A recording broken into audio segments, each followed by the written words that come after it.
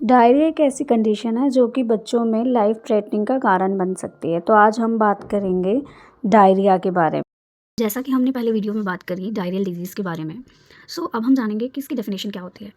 Diarrhoea is defined as the passage of loose और watery motion. इसमें क्या होता है कि वाटरी मोशन आता है, पानी जैसा आता है, ठीक है। और ये मोर than 3 times in a day, मतलब तीन बार से ज़्यादा अगर आ रहा है, स्पेशली चिल्ड्रंस की हम बात कर रहे हैं, तो इस कंडीशन को हम डायरिया कहते हैं। अब डायरिया दो तरीके के होते हैं, एक्यूट और क्रॉनिक। एक्यूट के अंदर क्या होता है, लूज मोशन होंगे, अचानक से शुरू होंगे, 3 से 7 दिन तक रहेंगे और लास्ट ज़्यादा से ज़्यादा 14 डेज तक रह सकते हैं। और ये ड्यू टू इन्फेक्शन की वजह से होता है, लार्ज इंटेस्टाइन में अगर कोई इन्फेक्शन है तो उसकी वजह से होगा। But in chronic, diarrhoea is termed when the loose motion is occurring more than 3 weeks से अगर ज़्यादा रह रहे हैं तो उस कंडीशन को हम क्रॉनिक डायरिया बोलेंगे। इधर एक नोट करने वाली चीज़ है, लोग डायरिया और डायसेंट्री में कन्फ्यूज़ रहते हैं। तो डायरिया क्या होता है, नॉर्मली वाटरी स्टूल। डाइसेंट्री में क्या होता है, वाटरी स्टूल के साथ साथ, वाटरी लूज मोशंस के साथ साथ आपको ब्लड की भी अपीयरेंस दिखाई देगी, ठीक है। तो उस कंडीशन को हम डाइसेंट्री कहते हैं।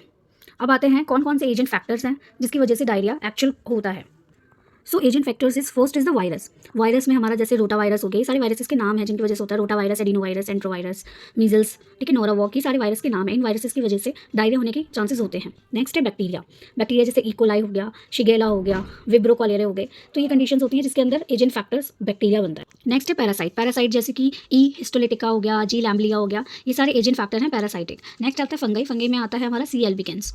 ओके, अब हम बात करेंगे टाइप्स ऑफ डायरिया। जो एक्यूट और क्रॉनिक थे वो बेसिकली 2 तरीके के थे, but according to the paediatric we have to talk about the 3 types of diarrhoea, secretory, osmotic और मोटेलिटी।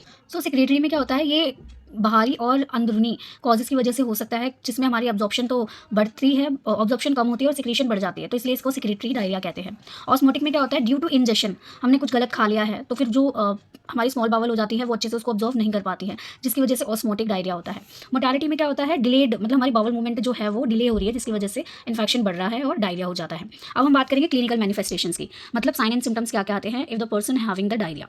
फर्स्टली डिहाइड्रेशन, क्योंकि बॉडी से सारा फ्लूइड जाता जा रहा है तो डिहाइड्रेशन हो जाएगी। एब्डोमिनल पेन होगा, फ्रीक्वेंसी बढ़ जाएगी हमारे स्टूल की, वाटरी स्टूल की, दिन में 2 से 20 टाइम्स अलग अलग हो सकते हैं। किसी को 3 बार हो रही है, किसी को 4 बार हो रहे हैं, इट्स डिपेंड, ठीक है। लो ग्रेड फीवर आ जाएगा, प्यास बढ़ेगी, भूख लगना कम हो जाएगी और इंटरमिटेंट वॉमिटिंग होगी, मतलब लगातार वॉमिटिंग होगी, एब्डोमिनल डिस्टेंड हो जाएगा, इरिटेबिलिटी रहेगी, ऑफ कोर्स बच्चा रेस्टलेसनेस हो जाएगा, वीकनेस आ जाएगी। अब फिजिकल चेंजेस क्या आएंगे अगर चिल्ड्रंस में हैं तो उनका वेट लॉस होगा, स्किन पुअर हो जाएगी, ड्राई लिप्स हो जाएंगी, पेलर कलर की यानी कि येलोइश कलर की हो जाएगी, सनकेन आइज हो जाएंगी, मतलब धसी धसी आंखें हो जाएंगी, ठीक है। अब आता है डिप्रेस्ड फॉन्टले, मतलब अगर छोटा बच्चा है उनके 2 फॉन्टलेज होते हैं, एक एंटीरियर और एक पोस्टीरियर। फॉन्टलेज एक तरीके का गड्ढा होता है, बच्चों में देखोगे जो छोटे बच्चे होते हैं उनमें फॉन्टलेज एक छोटा सा गड्ढा होता है, वो धीरे धीरे करके बंद होता है, तो वो डिप्रेस्ड रह जाएगा, लो बीपी होगा, टैकीकार्डिया मीन्स इंक्रीज हो जाएगा हमारा हार्ट रेट। ओके, अब डायग्नोस्टिक इवैल्यूएशन यानी कि कौन कौन सी इन्वेस्टिगेशंस करेंगे, तो पहले हम बच्चे का फिजिकल एग्जामिनेशन करेंगे, उसका हिस्ट्री लेंगे, ठीक है। स्टूल एग्जामिनेशन करेंगे कि कोई और किस वजह से हुआ है, ब्लड एग्जामिनेशन करेंगे और ईएसआर यानी कि सेडिमेंटेशन रेट हम चेक करेंगे कि कोई इन्फेक्शन तो नहीं है बॉडी में। उसके बाद आता है मैनेजमेंट हमारे बहुत सारे हैं, तो पहला हम रिहाइड्रेशन थेरेपी यानी कि ओआरएस करवाएंगे, पिलाएंगे बच्चे को। ओआरएस के जो इंग्रीडिएंट होते हैं, इसका क्वेश्चन आता है वाइवा में, जो कि WHO के द्वारा दिए गए हैं। फर्स्टली आता है sodium chloride, potassium chloride, sodium citrate और ग्लूकोज एनहाइड्रोस, मतलब ये 4 इंपॉर्टेंट इंग्रेडिएंट है जो कि ओआरएस में होते हैं और ये क्वेश्चन वाइवा में ज़रूर आता है। नेक्स्ट आता है, उसके बाद हमें क्या इंस्ट्रक्शन देना है अगर हम ओआरएस के लिए बोल रहे हैं, तो हमें 1 लीटर पानी में मिक्स करना है होल पैकेट, जो कि 75 ग्राम्स 21 ग्राम्स का होता है, ठीक है। देन आता है IV fluid therapy we have to give.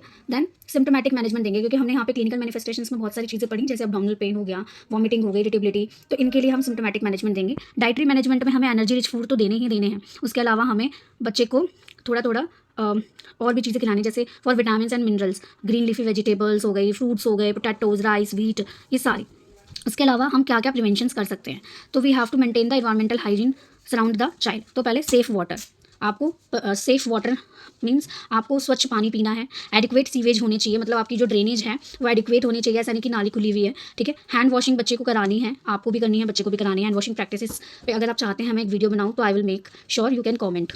Then cleaning of the utensils यानी कि जो बर्तन हैं वो अच्छे से धोने हैं। अवॉइडेंस बॉटल फीड, बच्चे को बॉटल फीड की जगह अपना फीड कराएं तो ज़्यादा सही है। बॉइलिंग और फिल्टरिंग का प्रैक्टिस, यानी कि हमें पानी को उबाल कर छान कर पीना है। देन कॉम्प्लिकेशंस, अगर हम इसको ट्रीट नहीं करेंगे जल्दी तो हमें क्या क्या कॉम्प्लिकेशंस देखनी पड़ेंगी, तो शॉक, हाइपोवॉलेमिक शॉक हो जाएगा। हाइपोवॉलेमिक शॉक के अंदर क्या होता है, फ्लूइड इम्बैलेंस हो जाता है हमारी बॉडी में, उसकी वजह से शॉक होता है। देन आता है रीनल फेलियर, हमारी जो किडनी है वो बहुत ज़्यादा उस पर वर्कलोड आ जाएगा जिससे वो फेल हो सकती है। देन आता है कार्डियोजेनिक शॉक, ठीक है, वो लगेगा, और कंजेस्टिव कार्डियक फेलियर भी हो सकता है।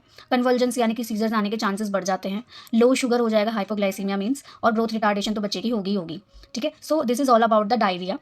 And if you like the video, share, subscribe my channel and comment if you like the video. Thank you so much.